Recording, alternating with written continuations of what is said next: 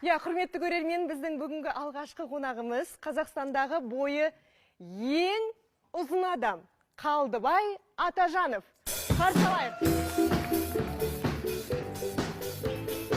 Төрлетіңіз.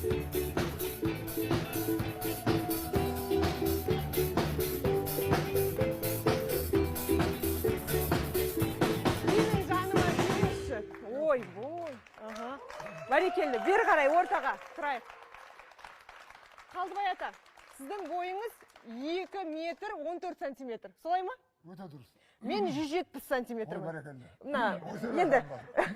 Мына өкшесіз енді, өкше 6 сантиметр ғой. Денсаулыққа зиян болмаса алып салмай-ақ қой жүрегі. Мінекей, қараңыздар. Қандай алып е? Менің жанымда. Бәрекелді. Көзіңіз қатты емес, тұрып қой, құлап қалмайын. Тамаша. Сіз туралы біздің тілшілер бейне сюжет дайындаған екен. Алдымен көріп алайық, сосын қызық әңгімеге кірісеміз. Бәрекелді.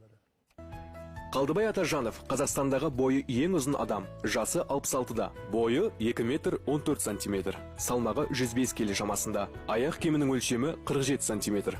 Қалдыбай ата киімдерін арнайы тапсырыспен тіктіреді. Қазіргі таңда Мұхтар Әуезов атындағы Оңтүстік Қазақстан мемлекеттік университетінде техникалық мамандықтарға арналған дене тәрбиесі кафедрасында аға оқытушы қызметін атқарады. Қалдыбай ата бізге Шымкент қаласынан арнайы келіп отыр. Ауа райы қалай ол жақта? Керемет, сондай. Қауіп қалған жоқсыз ба? Жоқ, қаяқта. Наоборот, бір жылы жайма шуақ керемет күн болып тұр ғой. Жақсы, бәрекелді. Арнайы шақыртуымызды қабыл алдыңыз. Пойызбен емес, ұшақпен келдіңіз. Иә. Иә, жиі жүресіз ба ұшақпен?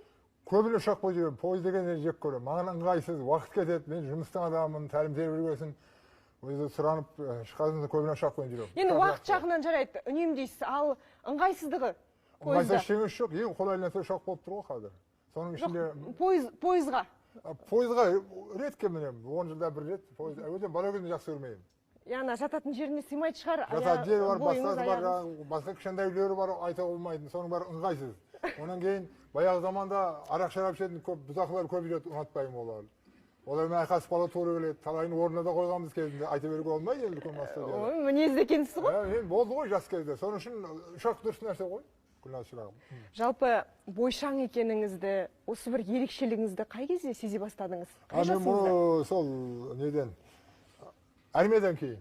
Армияға кеткенде 1.90 өтіп кетіп едім. Келгенде 2.14 болып келдім. 3 армияда болғам, Тынық мұхитында.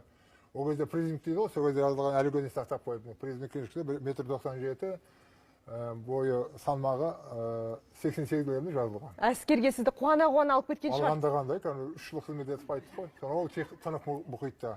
Ол кезде нешедесіз? Ол кезде 19 жасында кеттім. 19-18-де. Сонда бұл бой неше жасқа дейін тоқтамай өсті?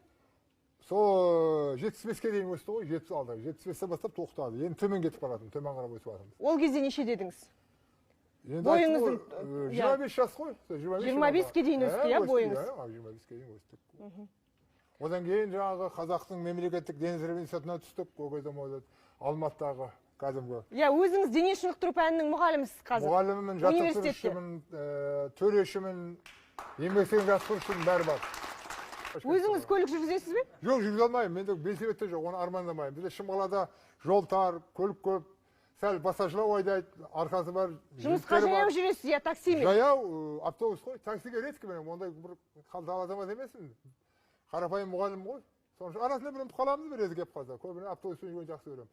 Шымкенттің ең жақсы маршруты 27-ші автобус, 92-ші автобус, 78-ші. Алматыда айтып кетейін енді. Алматыда 85, 106, Ташкентте 24, 10-93 деген автобуста. Ташкентті неге айтып отырсыз аға? Неге айтып жүрмін, көп барам ғой. Ташкентке неғып көп барып жүрсіз? Баратынның себебі мен барлық киімді тұрмыстық жағдайды тіктірем ғой. Мына костюм шалбар, мынау топли. Соны сұрайын деп отырғам, сол үшін барып жүр екенсіз ғой? Сол үшін барам ғой.